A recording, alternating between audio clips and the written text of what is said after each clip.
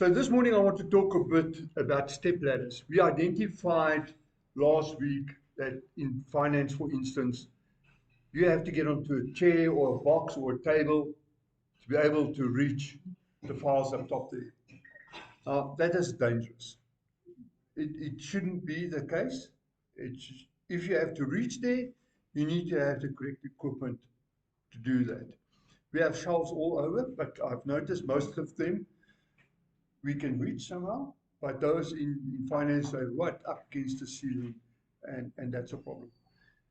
So we will have to do something to correct that, and step ladders is the answer for what we have here. In a new facility, it's going to be different. You'll have proper storage, proper shelves, and so on, and we would try and minimize the risk of having to reach high up.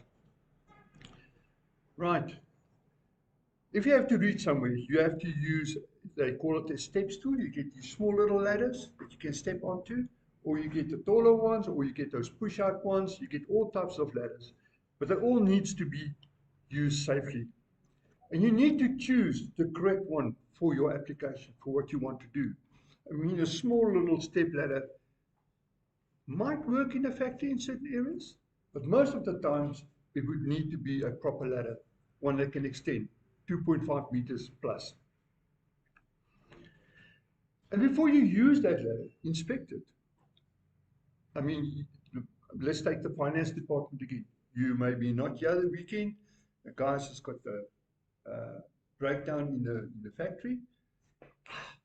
There's a ladder in finance. Let's go fetch it. They take it, they drop a tool on it, they break the step or the support or something.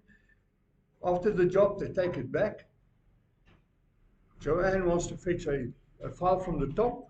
She takes the ladder, climbs on, and it collapses. Before you use a ladder, whether it's been left your area or not, take the ladder, make sure, check it, okay, it's safe, then use it. When you open it up, make sure it's properly locked. I told the guys the other day, I had at home one of these ladders that open up like this, and you can climb up either side of it.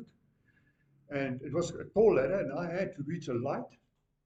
And when I was standing like this over the ladder, it just decided to. And I thought I was a surfer. I went, luckily, I landed on my feet. But it could have been different. There was a sliding door right next to me. I could have gone right through that window. So make sure when you open it, it clicks, it's safe, it's secure. When you put it down, make sure that the floor is nice and level, that it's not wobbly. And if you are scared of heights, get your colleague to come and hold the ladder, okay? If you, and it's good practice, you should actually have somebody that holds the ladder for you. And that person that's holding the ladder for you mustn't be on their phone.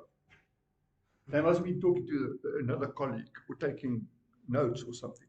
They must stand there, focus, both feet on the floor, both hands on the ladder, hold tight. Because that's your colleague. That's your friend. That's somebody that you work with every single day.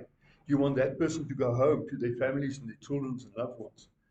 It's your job to make sure that that person is safe. Communicate with each other.